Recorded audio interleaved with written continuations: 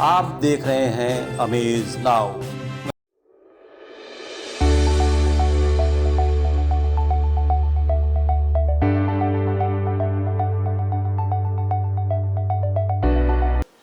दोस्तों, महिला हो या पुरुष, हर व्यक्ति को अपना पुरुषार्थ करना ही पड़ता है। उसे अपने पंखों को उड़ान देनी ही पड़ती है। हर कालखंड में महिलाओं को तमाम अड़चनों का सामना करना पड़ता है और जाहिर सी बात है, ये अड़चनें आती ही हैं। पर आपको एक नहीं, दो नहीं, सैकड़ों महिलाएं ऐसी मिलेंगी जिन्होंने इन अड़चनों को पार किया है और अपनी मंजिल को पा लिया है।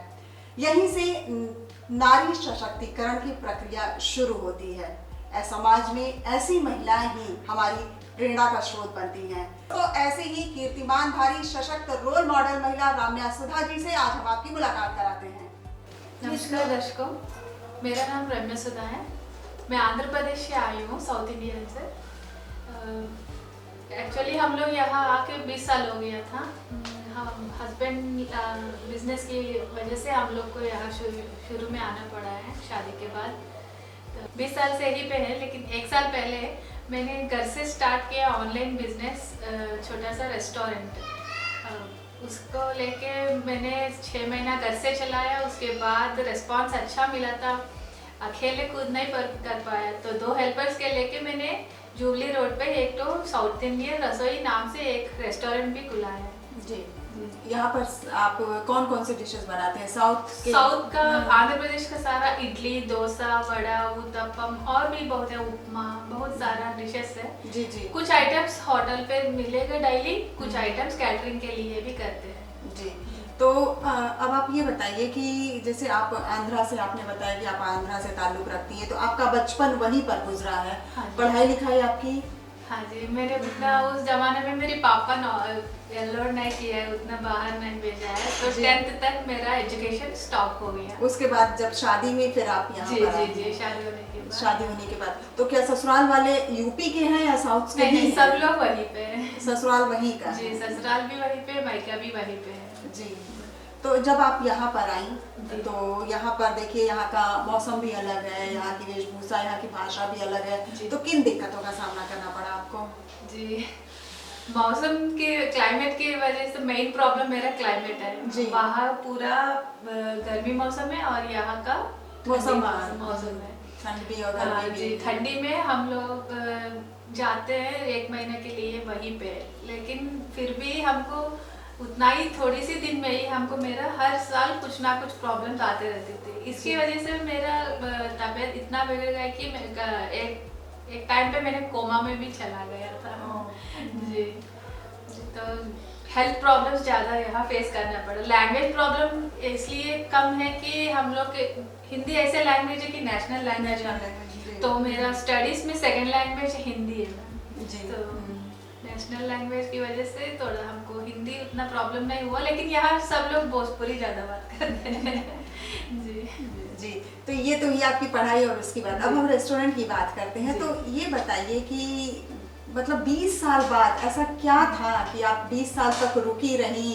आपकी या मन में कहीं कोई इच्छा थी कि हाँ मुझे कुछ करना है, तो 20 साल आपने इंतज़ार किया, या फैमिली में कुछ प्रॉब्लम रही तब इंतज़ार किया? आप हमारे दर्शकों को बताइए कितना लंबा पीरियड क्यों आप रुकी रही? देखिए, सबको एक सपना होता है, कुछ ना कुछ है, जेंट्स या लेडीज, कुछ किसी को भी।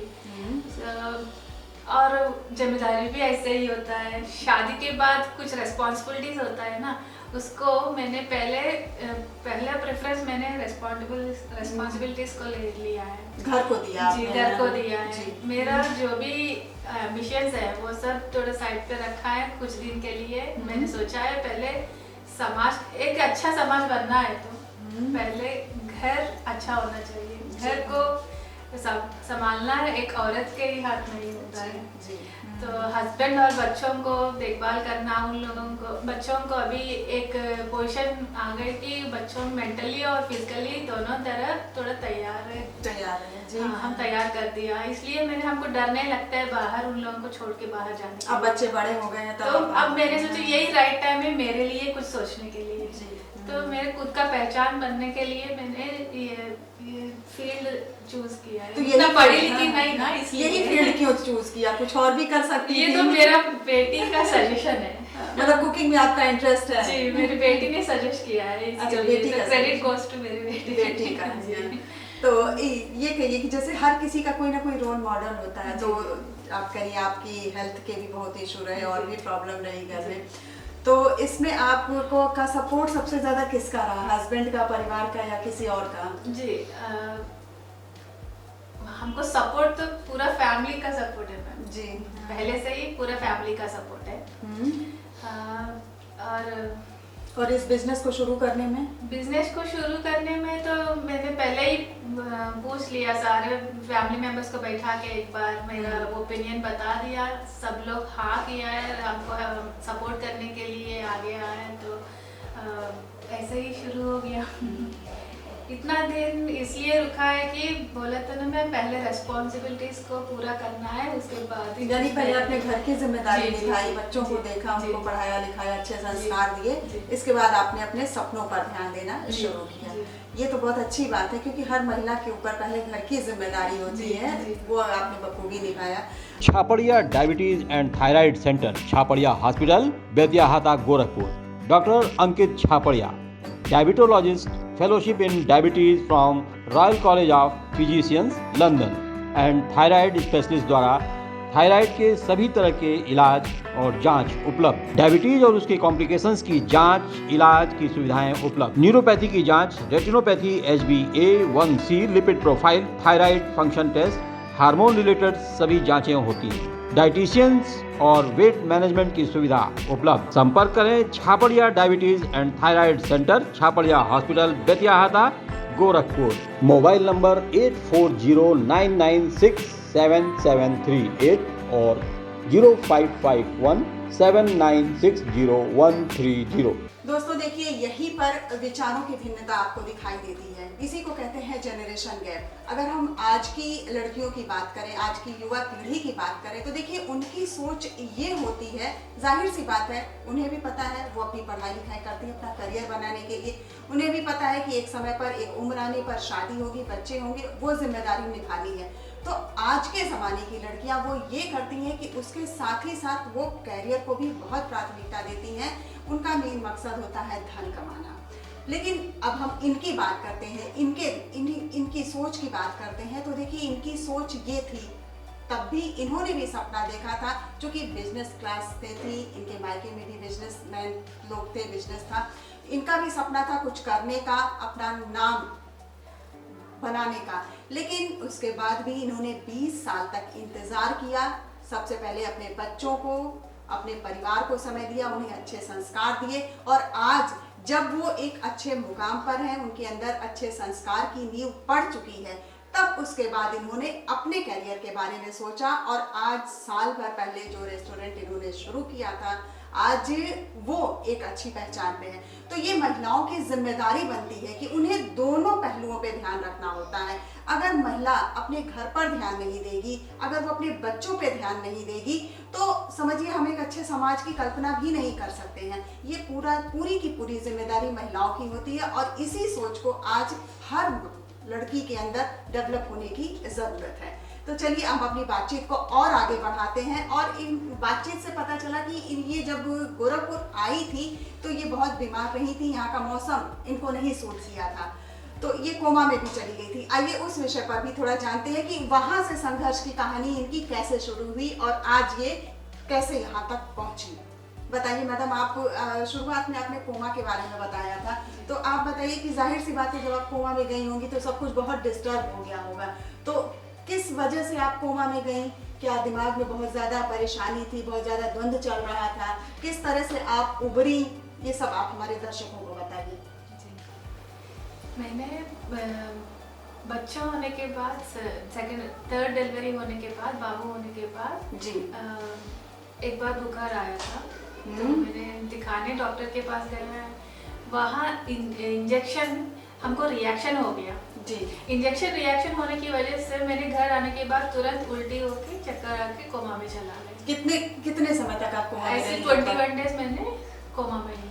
तो उस समय की देखभाल कौन करता था फिर? हाँ, मम्मी, ससुर माँ, सब लोग, सारी फैमिली का लोग। फैमिली उस समय आपकी देखभाल जी, करती जी। थी। फिर उसके बाद कैसे आप वहाँ से बाहर निकली? जाहिर सी बात है उसके बाद आप हाँ, बहुत वीक ट्रीटमेंट भी हो गई होंगी। जी जी जी, ट्रीटमेंट के बाद निकला है बाहर, लेकिन 1 साल के अंदर का सारा चीज बहुत मैंने भूल गए जो मतलब भी एक हुआ साल मेरे की लाइफ पूरी में। हाँ, एक साल वो की सब पूरी मैंने घटना। पूरा ओह, नहीं, हाँ। बहुत घटनाएं हम भूल गए।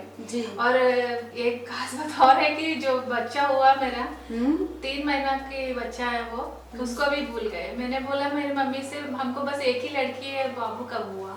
अच्छा। हाँ, तो डॉक्टर ने फोर्स करके हमको याद दिलाने के लिए मना किया है। तो फोटो दिखाए वो लोग, तुरंत हमको याद आए, हम शॉक हो गए एकदम, कैसे भूल गए हम मेरे बच्चों को। अच्छा, ये तो भी घटना। हाँ, तब तक हमको ये सब नहीं पता है, हम कोमा में से आए हैं अभी तक। तो ये तो बड़ा कठिन पीरियड रहा जी, होगा जी, आपके जी। जीवन का। ये किस समय की बात है? शादी के कुछ ये- समय पहले की, कुछ समय बाद की? जी जी जी जी, 5 साल के बाद है। 5 साल के बाद से 5 साल फिर के आप कैसे वहाँ से बाहर निकली? ऐसे ही ट्रीटमेंट लिया है, 1 साल तक ट्रीटमेंट लिया है, और सारा फैमिली का लोग हमको सपोर्ट किया है। ससुराल में मेरे सासू माँ भी माँ से ज्यादा प्यार देते हैं। वो ही खुद हमको खिलाना, सब कुछ पलंग में सब कुछ ला के देना, सब कुछ दवा, डॉक्टर घर बुला के डॉक्टर से ट्रीटमेंट करवाना, सब कुछ वही देखते हैं। और हस्बैंड का कितना सपोर्ट रहा इन सब चीजों से? हाँ जी, हस्बैंड भी बहुत सपोर्ट करते हैं हमको, जो भी हम बोलते हैं वो मना नहीं करते, इसलिए हम रेस्टोरेंट खुला है तो उनका ही सपोर्ट चाहिए। सब लोग मना किया है, फिर भी कल हस्बैंड अकेले और बच्चों तीनों मिलके हमको इतना मोटिवेट किया है कि डरो मत, तुम हम लोग सपोर्ट कर रहे हैं, तुम आगे बढ़ो। अच्छा। दर्शकों, जैसा कि हम सभी जानते हैं कि आज की भागदौड़ भरी जिंदगी हम सभी की है। हर आदमी घर भी संभाल रहा, बाहर भी संभाल रहा। उसी तरह सुधा जी, आप भी अपनी घर की रसोई तो संभालती ही होंगी घर की। तो ये बताइए कि आप अपना घर की रसोई संभाल करके, और आपका जो ये रेस्टोरेंट है ये भी सुबह मॉर्निंग से 10 से 10 रात में 10 बजे तक चलता ही रहता है, तो ये टाइम आप कैसे मैनेज करती हैं? आप घर भी देख लेती हैं और कैसे रेस्टोरेंट संभाल लेती हैं? जी, मॉर्निंग टाइम में 8 बजे शुरू होता है, तो मैंने घर को, बच्चों को स्कूल भेजना, टिफिन तैयारी करना, है सब संभाल के आराम से 10-11 बजे तक दुकान जाते हैं। तब तक मेरा हस्बैंड संभाल लेते हैं। अच्छा, मॉर्निंग का पीरियड वो देख लेते वो हैं? देख लेते हैं। हम जाने के बाद वो उनकी काम पे मार्केट चला जाता है। अच्छा। फिर रात 10 बजे तक खुला रहता है, फिर वो वहाँ से दुकान बंद करके फिर मेरे पास आ जाता है। वैसे ही सपोर्ट करते हैं हस्बैंड, उनका मॉरल सपोर्ट ज़्यादा ही। हाँ। घर पे तो बच्चों अपने अपने बनाना भी आता है, बच्चों को कुछ चाहिए तो वो लोग भी तैयारी करके रखा है, सब कुछ सिखा के। और फैमिली मेंबर्स और भी हैं, वो लोग भी सपोर्ट करते हैं। मतलब सहयोग से आप जी, घर सहयोग के से काम ही से चल भी रहा है। और ये भी निकल जा रहा है। अच्छा, ये बताइए कि आजकल तो देखिए साउथ इंडियन खाने की डिमांड बहुत ज़्यादा बढ़ गई है और इस फील्ड में प्रतिस्पर्धा भी बहुत ज़्यादा हो गई है, तो आपको इस फील्ड में आने में किन किन दिक्कतों का सामना करना पड़ा? जी, इस फील्ड में आने में दिक्कत पहले घर से करती थी, तब एक तरीके की दिक्कत है, उस समय में अकेले कर नहीं पा रही थी। जी हाँ, तो बच्चों, हस्बैंड सहयोग किया है, फिर भी ऑर्डर्स बढ़ने लगा, अकेले थक जा रही थी, तबीयत भी खराब है या पहले से ही, फिर भी वो अलग दिक्कत है। जब बाहर निकला है मैंने दुकान खोल के, तब हर तरीके की दिक्कत, असली दिक्कतों से शुरू हो गया मेरा। जी, सब लोग का बात अलग अलग बात सुनना पड़ता है, और कुछ लोग आके सीधे बोलते हैं कि आप एक लेडी हो कि क्या कर, घर से ही सही है, घर से ही कर लीजिए, आप यहाँ से करके आपको क्या मिलेगा, घर से ही आराम से बैठ के करिए, ऐसे वो सब सुन के हमको और थोड़ा मोटिवेट हो जाते हैं हम अंदर से, और अब तो कुछ और करना है। हम क्यों नहीं कर पाएंगे, इतना सपोर्ट कर रहा फैमिली, तो हम क्यों नहीं कर पाएंगे। हम तो ऐसे ही मोटिवेट, बातों से हम नेगेटिव नहीं लेते हैं, उन बातों से और फ्रेश हो जाता है माइंड मेरा। और ये बहुत बड़ी बात है कि आप मतलब किसी भी तरह की बातचीत को, अक्सर कर लोग निगेटिव ले लेते हैं और जिंदगी से हताश हो जाते हैं। नेगेटिव कभी भी मत लेना, किसी भी तरह की किसी भी बात को कभी निगेटिव नहीं लेना चाहिए। देखिए, बहुत अच्छी सीख मिली इनसे। अब ये बताइए कि अब जैसे कि चलते चलते हमारे दर्शकों को आप ये बताइए कि आज की युवा पीढ़ी, आज की जो हमारी लड़कियां जो हैं, जो महिलाएं हैं, उनको आप क्या संदेश देना चाहती हैं? जी, महिलाएं को क्या संदेश है, ऑलरेडी महिलाएं एक शक्ति है। जी बिल्कुल। सबसे बड़ा शक्ति, उनसे ज्यादा शक्ति कोई और नहीं है। वो घर भी संभाल लेते हैं और बाहर भी संभाल लेते हैं, जो जेंट्स नहीं कर पाते हैं, दोनों संभाल पाते हैं। और फिर भी आजकल थोड़ा सा ऐसे गड़बड़ हो रहा है कि पहले जमाने से आजकल का जमाना में इतना फर्क हमको दिख रहा है कि थोड़ा पेशेंस कम हो गया पहले से लड़कियों में। वो पेशेंस एक्चुअली औरत है तो पेशेंस है तो औरत है। तो वो थोड़ा सा ध्यान रख के तो लड़की पेशेंस से रहना है। जी। और जो भी दिक्कतें आती हैं उनका सामना करना, उनसे कभी निराश नहीं होना है। जी। क्योंकि परेशानी देखिए हर किसी के जीवन में आती ही है, और जो लोग निराश हो जाते हैं वो कुछ नहीं कर पाते हैं। जो इंतजार के बाद प्रतिफल अच्छा मिलता है। जी, जो लोग उन परेशानियों से सीख लेते हैं और जो लोग इन दिक्कतों का सामना करते हैं, अपने जज्बे के साथ अपने सपनों को पूरा करना चाहते हैं, वही लोग आगे बढ़ते हैं और वही आसमान की ऊंचाई को छू सकते हैं। सुधा जी, आपसे बहुत अच्छी सीख मिली। हम उम्मीद करते हैं कि हमारे दर्शकों को भी बहुत पसंद आया होगा आपका ये, और आपका रेस्टोरेंट भी हम जरूर अब वहाँ पे विजिट करेंगे एक बार।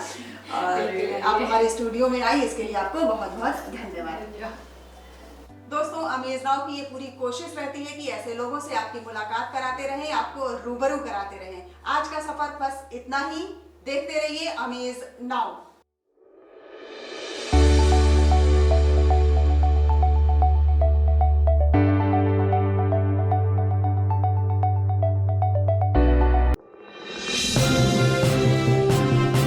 आप देख रहे हैं अमेज नाउ।